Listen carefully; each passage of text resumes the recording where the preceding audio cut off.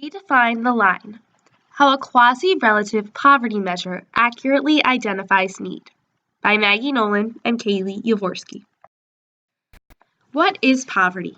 Is it a lowness of income? The absence of dignity? Social exclusion due to financial limitations? Let's hear the thoughts of the students here at Washington and Lee University. Poverty is when people don't have the things they need to live, but also to have the potential to live the way they want. Poverty is not knowing where your next meal is coming from. It's like scraping by through life, not knowing what your future is going to look like. Whether it's a family or a person who just doesn't have the same amount of resources that a normal person would. They don't have the same access to things that people should have in their life. When you don't have the basic necessities to live, food, shelter, water. Is people living below the poverty line. Able to support your basic needs and your family's basic needs, so not being able to afford things like food or shelter or basic health care. Many people, like most of those in this video, think of poverty in physical terms, such as income and the resources necessary to meet basic needs. Most Americans' inherent understanding of poverty is based within absolute and objective measures. However, poverty extends far beyond these realms. How should poverty be defined and measured?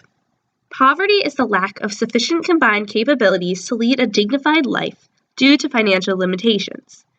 To minimize the consequences of poverty in the United States, the government should employ a quasi-relative measure, such as the SPM or supplemental poverty measurement, to determine which citizens are experiencing poverty. In measuring one's poverty status, it is important to consider the functionings and capabilities of a person. But what's the difference between the two? Functionings, as defined by Indian economist and philosopher Amartya Sen, are one's doings and beings in everyday life. They are the actions that one completes and the roles one takes on. Sen states that functionings represent parts of the state of a person, in particular, the various things that he or she manages to do or be in leading a life. The following actions and states of beings are all functionings: eating an apple, going to church, being a mother, and walking a dog. Capabilities, on the other hand, are a combination of functionings that an individual has the ability to complete. Sen defines capabilities as the actual ability to achieve various valuable functionings as a part of living. Some examples of capabilities are the ability to obtain proper nourishment, the ability to practice religion freely, the ability to procreate, and the ability to be mobile and interact with other species. Philosopher Martha Nussbaum lists 10 major capabilities that one must obtain in order to lead a dignified life.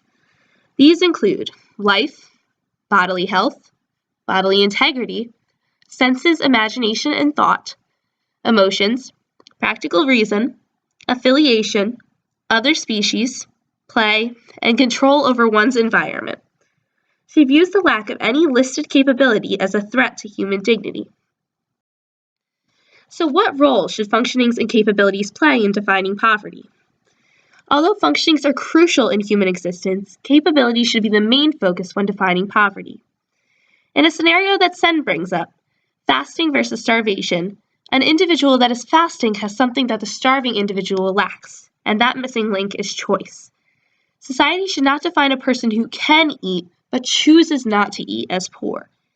An impoverished person is starving because he or she lacks access to the food and the resources to obtain it. That individual lacks the capability. John Iceland distinguishes three main categories of poverty measurement: absolute measures, relative measures, and quasi-relative measures. Absolute measures are defined by Iceland as an attempt to define a truly basic absolute needs standard. Supporters of absolute measures view poverty as an objective concept. They believe that there is a specific dollar amount with which one can survive. Absolute measures are simple and use concrete thresholds to identify one's poverty status. For an example, an absolute measure may entail that if one falls below a certain gross annual income, he or she is impoverished.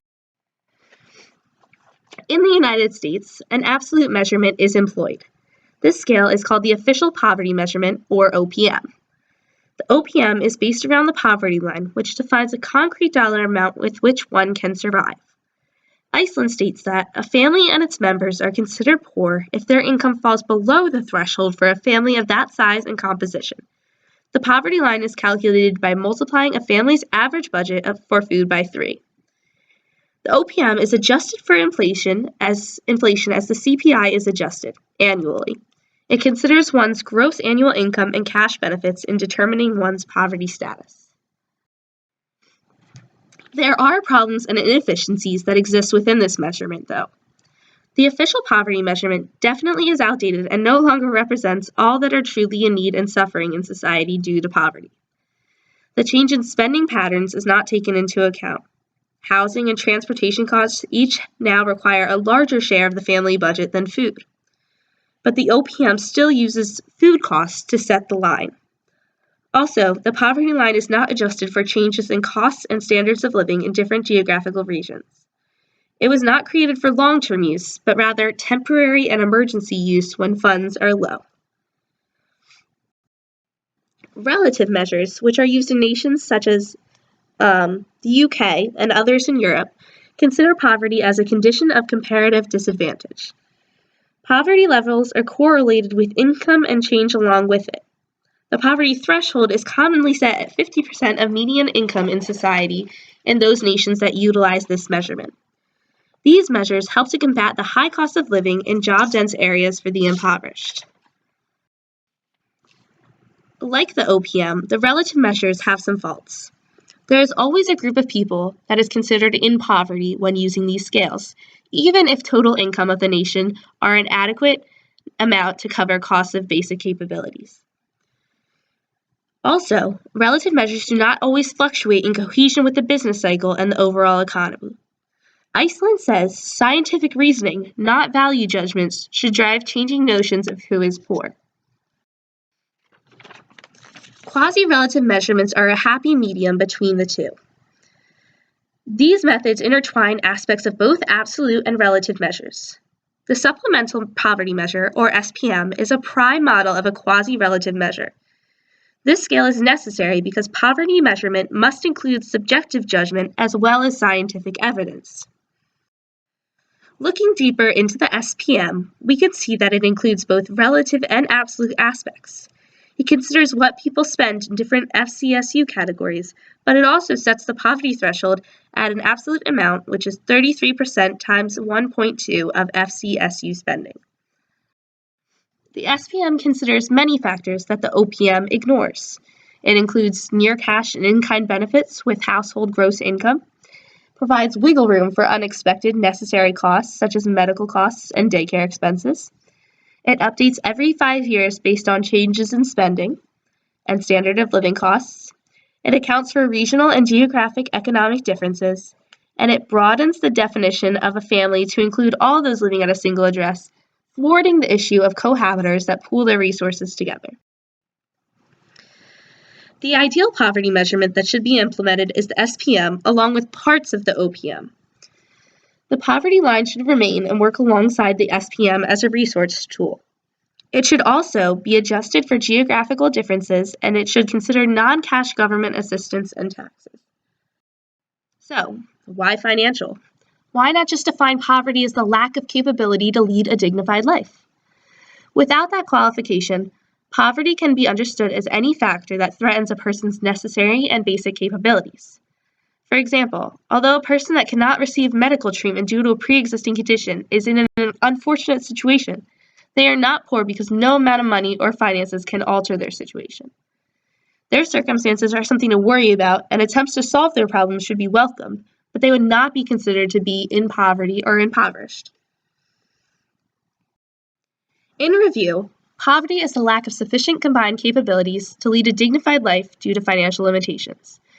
To minimize the consequences of poverty in the United States, the government should employ, like we said, a quasi-relative measure, such as the SPM, to determine which citizens are truly experiencing poverty. This definition of poverty allows for a more realistic approach to assessing it and the levels of it. In order for the stigma and biases to disappear, the mass population needs to be educated on what poverty truly is and what they, as individuals, can do to stop the spread of the struggles that poverty creates. Instead of making assumptions, it is crucial for everyone to comprehend and change their mindset from the us versus them mentality to the we mentality that Dorothy Allison addresses in her piece on social poverty.